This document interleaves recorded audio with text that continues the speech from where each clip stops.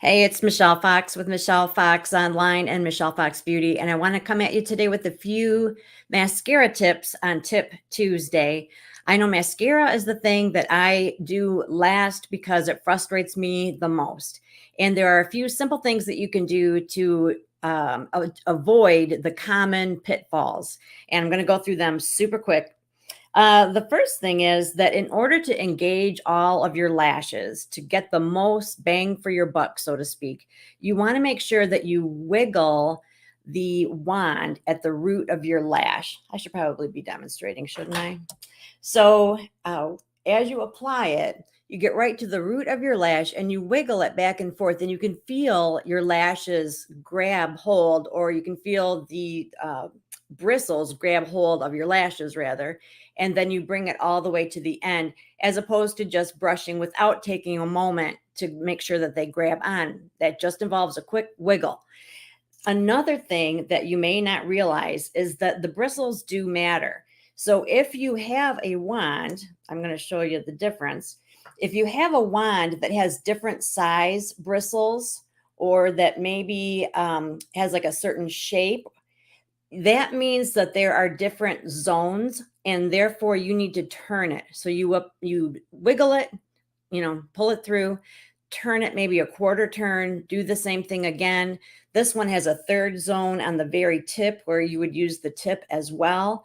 So the second tip is to check and see if the shape of the bristles, the shape of the wand is significant. And if it is, read the instructions and see what you need to do there. You probably need to turn it periodically in order to take advantage of all the different lengths and shapes. My next tip is that if you struggle with getting mascara smudged underneath, there are a couple of things that you can do to prevent that. One is super simple, and that is to start on the bottom. No, hold up. So what I usually do is all right, there's two different thoughts here. I'm thinking two different things at the same time. So I have really short bottom lashes. So what I do is I use the most mascara, like when I first pull it out, I use that for the top. Then whatever's left, I hold this vertically and I sort of dab at my little short, pathetic baby lashes on the bottom. Okay. And because there's less product, it is less likely to get all over the place. So my third tip is to hold the wand vertically when you're doing these lashes underneath. But some people have the issue that when they're doing the lashes underneath, that the wet lashes above end up getting smeared up on their eyeshadow. For some reason, I don't have that issue. Now, if that is the case, then you want to flip that and you want to actually do your bottom lashes first. If you have the problem of your top wet lashes leaving mascara on your eyeshadow, then you want to do your bottom lashes first while there is nothing on your top lashes, and then do your top lashes. So it depends on what your problem is. Are you getting the smudges underneath? Or are you getting the smudges up on top? And then my next, because I already lost track of what number I'm on. 1, 2, 3, right? Now 4, hopefully. You'll see. Wiggle it, turn it, use it vertically. Yeah, do it at the bottom. Okay, now the next one is, I got two more. So then you want to, if you make a mascara mistake, you want to let it dry. That is the biggest thing, is that we panic and we start rubbing it or trying to deal with it. Oh, I gotta move my camera a little bit. We start trying to deal with it right away, but that is a mistake. You want to let it dry. And then in essence, it's going from a liquid to a solid. And then you can just take something like a Q-tip. I like pointed Q-tips a lot. Ooh, that's bright. And you can just like flick it off. So as opposed to when it's wet and you touch it with anything, it just smears and it gets really thin. It's going to ruin your eye makeup, or it's going to take off your concealer. It's a nightmare.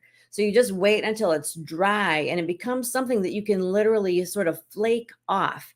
And I usually choose to do that with a pointed Q-tip. And my last tip is only for adults. Okay. I'm serious. I have lots of different things that I can use to brush or comb my lashes to get any clumps out. And I'll use them sometimes, but I get a little frustrated that those tools sometimes will take a lot of the mascara off. You follow me? Like, so I comb through, like I've got a clump, so I comb it through, and then I feel like, okay, yeah, I got the clump out, but I also took off most of the mascara. That frustrates me. So I have these really thin needles. You can use like any needle, but I just have like really, really thin, like diabetic needles on hand.